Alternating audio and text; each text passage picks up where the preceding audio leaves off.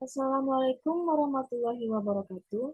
Perkenalkan nama saya Naila Rizka Widya dengan NIM 23 13 30 50. Saya berasal dari Prodi D3 Akuntansi. Di sini saya akan mempresentasikan mengenai analisis likuiditas keuangan pada perusahaan PT Tempo Scan Pacific Tbk tahun 2019 sampai 2024. Latar belakangnya, likuiditas merupakan fondasi penting dalam manajemen keuangan perusahaan karena mencerminkan kemampuan entitas untuk memenuhi kewajiban jangka pendeknya. Bagi perusahaan manufaktur dan distribusi barang konsumsi seperti PT Tempo Scan Pacific Tbk, likuiditas bukan hanya ukuran kesehatan jangka pendek, tapi juga alat untuk menjamin kontinuitas operasional, menutup fluktuasi musiman persediaan, dan menjaga kepercayaan pemasok serta pemegang saham. Kondisi makroekonomi yang berubah-ubah sejak 2019, termasuk guncangan pandemi COVID-19, pemulihan ekonomi pasca pandemi, dan tekanan inflasi global pada tahun-tahun berikutnya menempatkan likuiditas sebagai aspek yang harus dipantau secara intensif oleh manajemen dan analis keuangan. Materi yang pertama itu mengenai kondisi likuiditas PT Tempo Scan Pacific Tbk selama periode 2019 sampai 2024 berdasarkan rasio lancar, rasio cepat, dan rasio kas. Di sini bisa dilihat tabel rumus-rumus rasio likuiditas. Yang pertama itu rasio lancar atau current ratio. Rumusnya aset lancar dibagi liabilitas lancar. Rasio ini bertujuan untuk mengukur kemampuan perusahaan membayar kewajiban jangka pendek dengan seluruh aset lancar. Yang kedua, rasio cepat atau quick ratio. Rumusnya aset lancar dikurang persediaan dibagi liabilitas lancar. Rasio ini bertujuan untuk mengukur kemampuan membayar kewajiban tanpa mengandalkan persediaan. Yang ketiga, rasio kas atau kas ratio. Rumusnya kas setara kas dibagi liabilitas lancar. Rasio ini adalah rasio yang paling ketat, hanya menggunakan kas. Di sini tabel data komponen perhitungan rasio tahun 2019 sampai 2024. Akun seperti aset lancar, persediaan, kas setara kas, liabilitas lancar, dari tahun 2019 sampai 2024 PT Tempo Scan Pacific Tbk.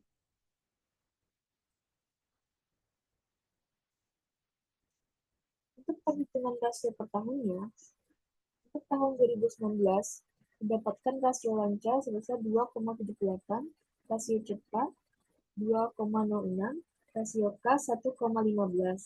Untuk tahun 2020 mendapatkan rasio lancar 2,96, rasio cepat 2,32, rasio kas 1,32. Untuk tahun 2021 mendapatkan rasio lancar 3,29, rasio cepat 2,44, rasio kas 1,42. Untuk tahun 2022 didapatkan rasio lancarnya 2,48, rasio cepat 1,84, rasio kas 1,13. Tahun 2023 didapatkan rasio lancar 2,69, rasio cepat 2,03, rasio kas 1,31. Untuk tahun 2024 didapatkan rasio lancarnya 3,09, rasio cepat 2,32, rasio kas 1,56.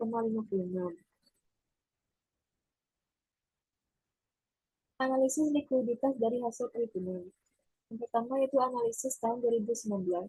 Likuiditas perusahaan berada pada kondisi sangat kuat.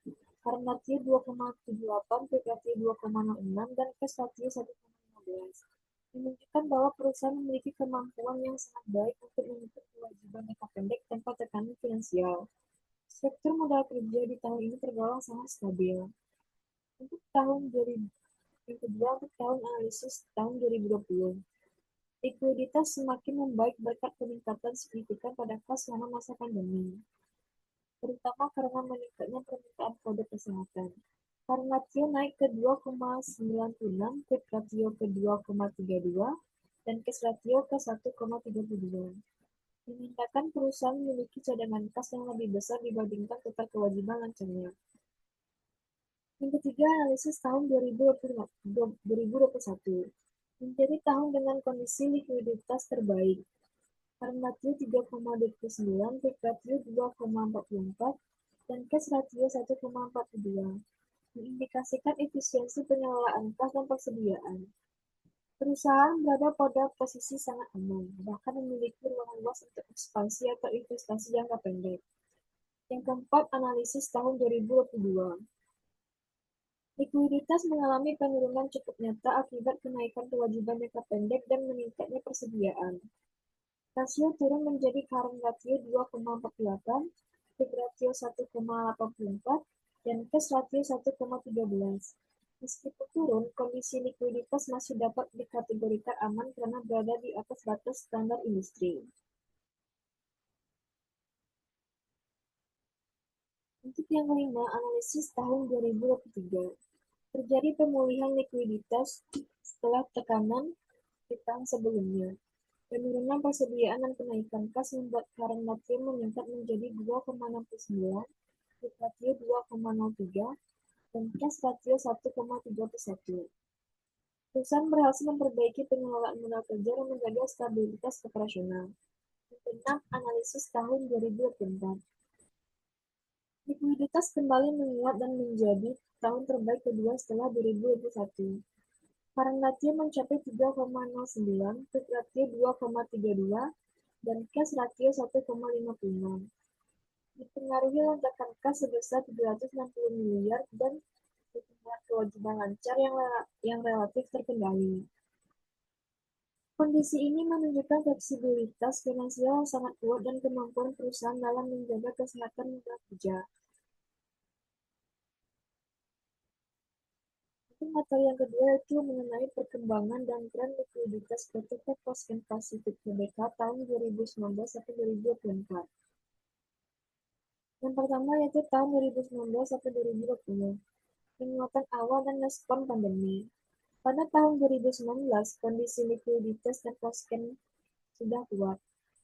Namun memasuki 2020 ketika pandemi COVID-19 melanda, perusahaan meningkatkan cadangan kas secara signifikan. Likuiditas perusahaan di tahun ini naik cukup tinggi, memperlihatkan bagaimana perusahaan menjaga kesiapan menghadapi ketidakpastian. Yang kedua, tahun 2021 tahun dengan likuiditas terbaik. Pada 2021, perusahaan mencatatkan lonjakan likuiditas tertinggi selama periode analisis. Hal ini sejalan dengan permintaan pasar yang masih tinggi terhadap produk kesehatan. Kas piutang dan aset keuangan meningkat, sementara kewajiban lancar relatif terkelola dengan baik. Rasio likuiditas berada pada titik paling stabil dan kuat pada tahun ini. Yang ketiga, tahun 2022, penurunan akibat tekanan eksternal. Tahun 2022 mencatatkan penurunan rasio likuiditas. Pemicunya adalah biaya produksi naik, gangguan rantai pasok global, serta tingginya persediaan karena perusahaan harus melakukan penyesuaian terhadap perubahan pola permintaan pasar kembali. Yang keempat, tahun 2023 sampai 2024, perbaikan dan penguatan kembali. Mulai 2023, Posken berhasil kembali meningkatkan likuiditasnya. Tahun 2024 menjadi tahun yang sangat kuat di mana cash ratio mencapai titik tertinggi, 1,56, menandakan perusahaan berada dalam kondisi kas yang sangat sehat.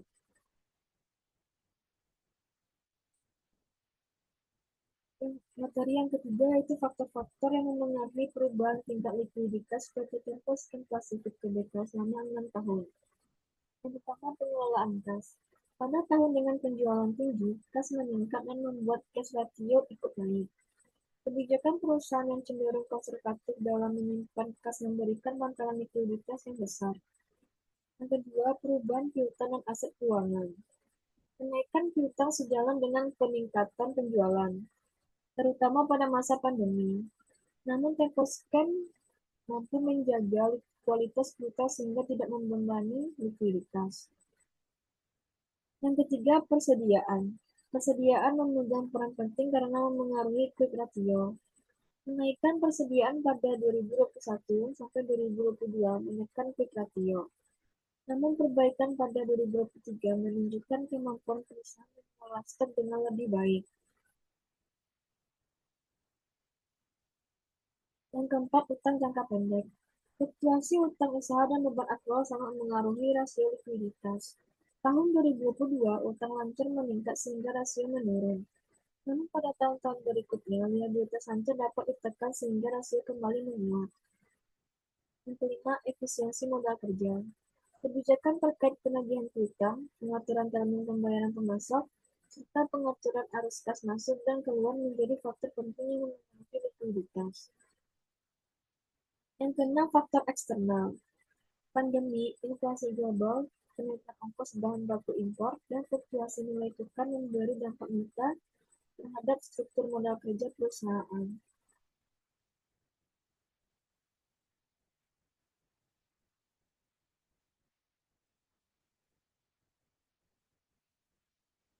Untuk materi yang keempat mengenai implikasi perubahan likuiditas terhadap stabilitas keuangan dan operasional perusahaan PT Tempo Scan Pacific Tbk.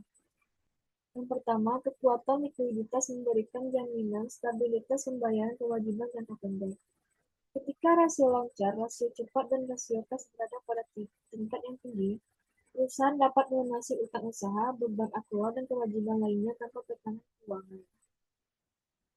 Yang kedua, likuiditas yang tinggi berperan dalam menjaga kelancaran operasional harian.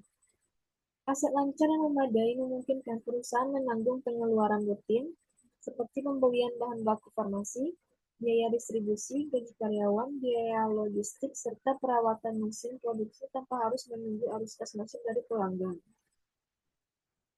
Yang ketiga, tingkat likuiditas yang kuat memberikan fleksibilitas strategis bagi perusahaan.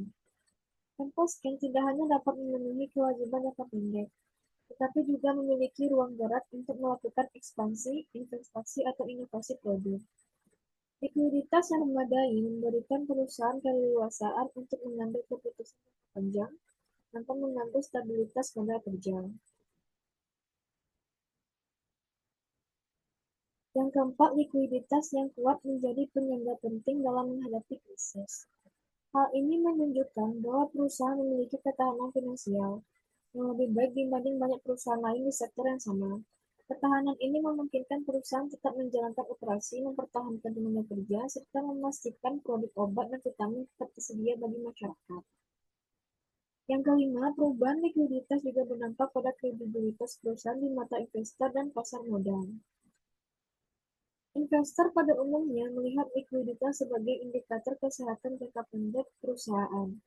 Rasio likuiditas yang stabil dan berada di atas rata-rata industri memberikan sinyal bahwa perusahaan mampu bertahan, memiliki manajemen kas yang baik, dan berpotensi mendistribusikan dividen secara konsisten. Kesimpulannya, yang pertama, kondisi likuiditas perusahaan secara umum berada pada tingkat yang sangat kuat. Rasio lancar, rasio cepat, dan rasio kas menunjukkan bahwa Temposcan memiliki kemampuan lebih dari cukup untuk memenuhi kewajiban jangka pendeknya.